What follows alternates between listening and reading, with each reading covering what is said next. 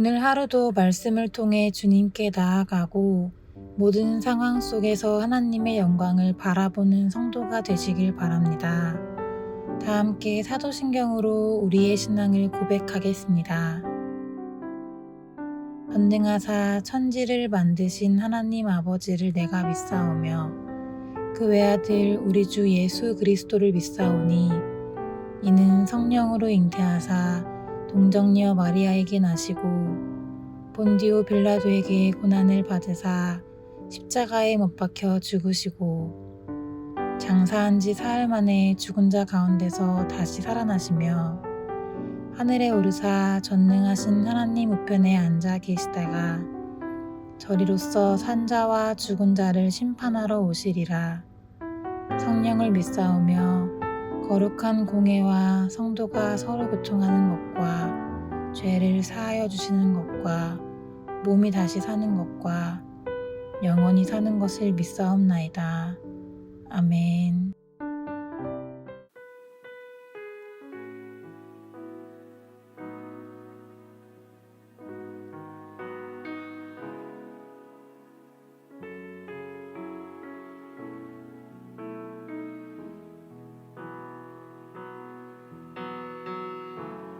나의 소망 되신 주를 바라봅니다.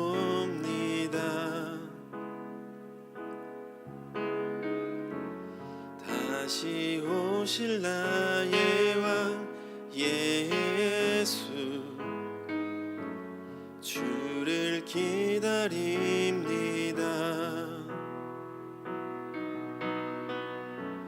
나의 소망 되신 주를 바라봅니다.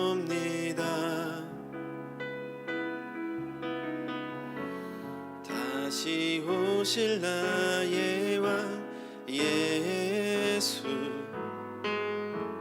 주를 기다립니다.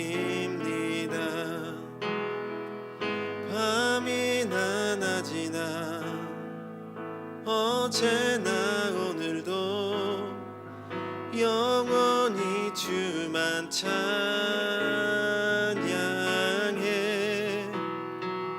괴롭고 슬플 때 낭망하여 넘어져도 언제나 주만 찬양하겠네. 밤이나 낮이나 어제나 오늘도 영원히 주만 찬양해. 괴롭고 슬플 때 낭망하여 넘어져도 언제나 주만 찬양하겠네.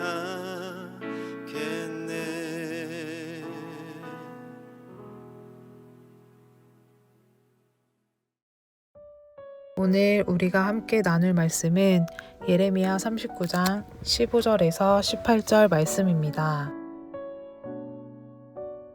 예레미야가 감옥들에 갇혔을 때에 여호와의 말씀이 그에게 임하니라 이르시되 너는 가서 구스인 에벤멜렉에게 말하기를 만군의 여호와 이스라엘의 하나님의 말씀에 내가 이 성에 재난을 내리고 복을 내리지 아니하리라 한 나의 말이 그날에 내 눈앞에 이루리라. 여호와의 말씀이니라. 내가 그날에 너를 구원하리니 내가 그 두려워하는 사람들의 손에 넘겨지지 아니하리라. 내가 반드시 너를 구원할 것인즉 내가 칼에 죽지 아니하고 내가 노략물같이 내 목숨을 얻을 것이니 이는 내가 나를 믿었음이라. 여호와의 말씀이니라 하시더라. 아멘. 반갑습니다. 오늘 예레미야 39장 15절부터 18절까지를 중심으로 믿음이라는 주제의 말씀을 함께 나누겠습니다. 예레미야가 시드기야의 감옥들에 갇혀 있을 때 하나님께서 예레미야에게 주셨던 말씀이 바로 오늘 본문입니다. 사실 어려운 내용은 아니고 비교적 간단한 내용인데요. 15절부터 보시면 예레미야가 감옥들에 갇혔을 때 여호와의 말씀이 그에게 임하니라. 이르시되 너는 가서 구스인 에벤멜렉에게 말하기를 만군의 여호와 이스라엘의 하나님의 말씀에 내가 이 성에 재난을 내리고 복을 내리지 아니하리라 한 나의 말이 그날에 너의 눈앞에 이루리라. 자, 구스는 에티오피아입니다. 그러니까 에티오피아 사람인 에벤멜렉에게 전하라 이러면서 이제 주신 말씀이 오늘 본문인 건데, 하나님께서 예루살렘 성에는 재난을 내리고 복을 내리지 않겠지만 그러나 너는 내가 붙든다 이런 말입니다. 17절을 보시면 여호와의 말씀이니라 내가 그날에 너를 구원하리니 너가 그 두려워하는 사람들의 손에 넘겨지지 아니하리라. 예루살렘 성은 멸망한다. 그러나 예레미야와 너 에벤멜렉은 결코 바벨론의 손에 넘겨지지 않을 거다 이런 말입니다. 그러면서 내가 너를 반드시 구원한다 이렇게 말씀을 주시죠. 18절 내가 반드시 너를 구원할 것인즉 너가 칼에 죽지 아니하고 너가 노량물같이 너의 목숨을 얻을 것이니 이는 내가 나를 믿었음이라 여호와의 말씀이니라 하시더라. 자, 그런데 하나님께서 에벤멜렉이 이방인이었음에도 불구하고 그를 반드시 구원하시겠다고 작정하신 이유는 뒤에 나오는데요. 이는 너가 나를 믿었기 때문이다 이렇게 말씀을 주신다는 거죠. 자, 에벤멜렉이 하나님을 믿었다고 하나님께서 확증을 하시고 말씀을 주시는 건데, 그러면 에벤멜렉이 하나님을 믿은 게 어떻게 드러났을까요? 그거는 바로 에벤멜렉이 예레미야를 도왔기 때문입니다. 하나님께서는 그 일을 통해서 그의 믿음을 확인하셨다고 말씀을 주시더라는 거죠. 물론 이 메시지는 오늘 본문 39장에서 소개가 된 거지만 사실 시기상으로는 아직 예루살렘 성이 망하기 전의 일입니다. 그러니까 예레미야 39장보다 이전의 일인 거죠. 그래서 15절에서 예레미야가 감옥들에 갇혔을 때라고 분명한 시점을 말씀을 하시는 거죠.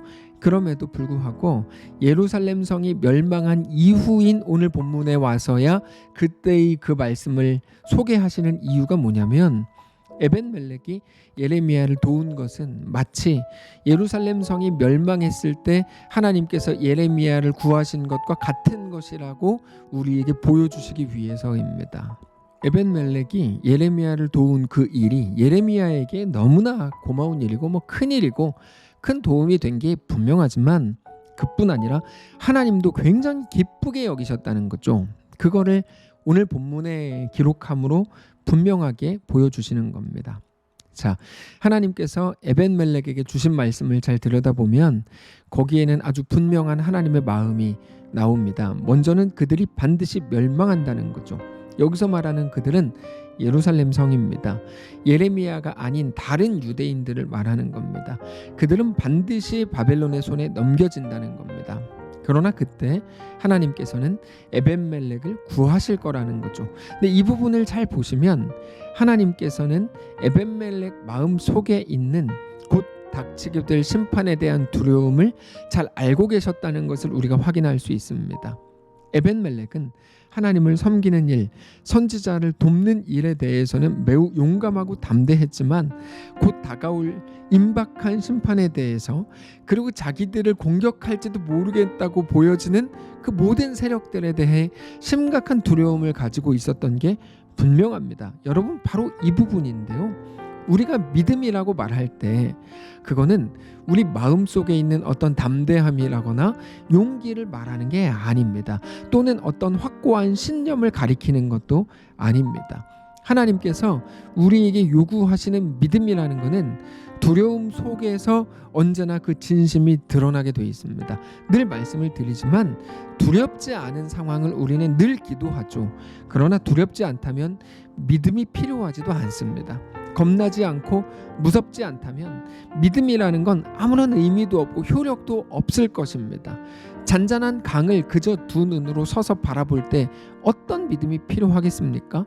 그러나 넘실거리는 요단강 또는 뒤에는 애굽 군대가 쫓아오고 앞에는 거대한 홍해가 가로막고 있을 때 그때는 비로소 믿음이 요구가 되는 거죠. 근데 하나님께서 마지막 시대의 모든 우리 성도들에게 요구하시는 거는 바로 믿음이거든요. 그게 무슨 말일까요? 우리가 매일 안전한 무언가, 평안한 무언가, 안정적인 무언가를 요구하는 것은 믿음도 필요 없게 되는, 어쩌면 잘못된 것들을 구하고 있는 순간일지도 모른다는 거죠. 그러나 반대로 우리 앞에 어려움이 있고 환난이 있고 고난이 있고 곤고함이 있고 곤란함이 있는 그 순간이라면 좋습니다. 그때가 바로 믿음을 하나님께 드러내 보일 유일한 기회라는 것을 사랑하는 성도 여러분 꼭 기억하실 수 있기를 바랍니다. 자, 하나님께서 에벤멜렉 속에서 보셨다고 하는 그의 믿음이라는 게 무엇일까요? 시대는 점점 어두워지고 세상과 무서운 세력으로부터 현실적인 압박이 막 몰려오고 자기에게는 어떤 대책도 없는 것처럼 느껴지고, 그러면서도 분명히 신앙으로 살아야 되는데 그거는 현실적으로 너무나 어려운 일인 것처럼 느껴지는 그때가 바로 믿음을 보일 때라는 거죠. 에벤멜렉은 그때 선지자를 돕는 것으로 그의 믿음을 하나님께 드러내 보였다는 겁니다. 여러분, 믿음은 말로 하는 게 아닙니다. 야, 내가 몇 년 동안 어떤 교회를 다녔다, 이거는 믿음이 아닙니다. 믿음은 그러므로 두려움을 뚫고 직진하는 것이지, 내가 지금 어떻게 했다, 내가 뭐 몇 년 동안, 그거는 아무 관계가 없는 겁니다. 그리고 하나님께서 우리에게 보시겠다고 하는 거, 우리에게 마지막까지 찾으시겠다고 하는 건 바로 우리의 믿음입니다. 그래서 우리의 말이 아니라 삶을 하나님께 드린다고 말해야 되는 거죠. 우리는 자주 내가 때가 되면 정말 열심히 할 거야, 내가 지금에는 뭐 이렇지만 준비만 되면 다 담당할 거야, 내가 그때가 되면 진짜 잘할 수 있어 라고 말하지만, 그런 거는 죄송하지만 하나도 중요하지 않습니다. 우리가 봐야 되는 건 지금이 어느 때인지, 내가 지금을 하나님께 드릴 수 있는지, 그뿐입니다. 그게 우리의 믿음이기 때문입니다. 에벤멜렉이 느꼈던 그때의 감정들이 우리가 사는 지금의 때와 너무나 닮아 있습니다. 세상은 우리를 두렵게 하고 아무것도 하지 말라고 말합니다. 물론 그렇게 하면 우리는 덜 고생하고 덜 피곤할지도 모릅니다. 더 안정적이고 더 편안하다고 느낄지도 모릅니다. 그러나 지금 더 오래 편안하게 사는 게 전부라면 여러분, 그건 결코 성도의 삶이 아닙니다. 우리에게 대한 하나님의 부르심은 성도로의 부르심이고, 그거는 믿음을 보이라는 도전과 함께 주어진 것임을 기억하시기 바랍니다. 그래서 우리 앞에 있는 모든 상황은 언제나 도전입니다. 그저 불만과 원망과 억울함이 전부였던 것이 우리의 삶이었다면, 이제는 그것을 말씀으로 뛰어넘어 그 모든 상황 속에서 하나님을 향한 믿음으로 담대하게 매일같이 반응하는 우리의 모든 날들 되시기를 주님 이름으로 축복합니다. 한번 기도하겠습니다. 살아계신 하나님, 우리는 우리 앞에 있는 모든 상황 속에서 원망하고 억울해하고 불평했던 게 전부였는지도 모릅니다. 혹은 아무 일도 일어나지 않으면, 혹은 내가 두려워하던 그 일이 내 앞에서 사라지면 그게 우리 감사의 유일한 조건이었는지도 모릅니다. 근데 하나님, 이제 우리 앞에 어떤 일이 있든지 그 일들 속에서 언제나 하나님을 향한 믿음을 드러내 보이게 하옵소서. 주님과 믿음으로 그 속에서 동행하게 하옵소서. 너가 보행자와 걸으면서 피곤해하면 어찌 말과 경주하겠느냐? 네 주님, 내가 말과 경주하는 자 되겠습니다. 왜 내 앞에 말을 두셨습니까? 불평하는 자 되지 않게 하시고 요단에 넘실거리는 그 앞에서 믿음으로 우리 삶을 하나님께 내어드리는 모든 성도를 되도록 축복하시옵소서. 점점 더 세상이 뒤숭숭해졌습니다. 이 속에서 주님을 바라보게 하시고 하나님을 향한 믿음을 가지고 담대하게 반응하며 승리하는 모든 성도를 되도록 축복하시옵소서. 함께 하시옵소서. 감사드리며 살아계신 예수님의 이름으로 기도합니다. 아멘. 사랑하는 성도 여러분, 하나님께서 오늘 하루를 우리에게 또 허락하셨습니다. 믿음을 보이라는 도전과 함께 주어졌음을 기억하면서 우리에게 허락된 모든 삶 속에서 하나님만을 믿음으로 바라보는 귀한 우리 모든 성도들의 삶이 되시기를 축복합니다.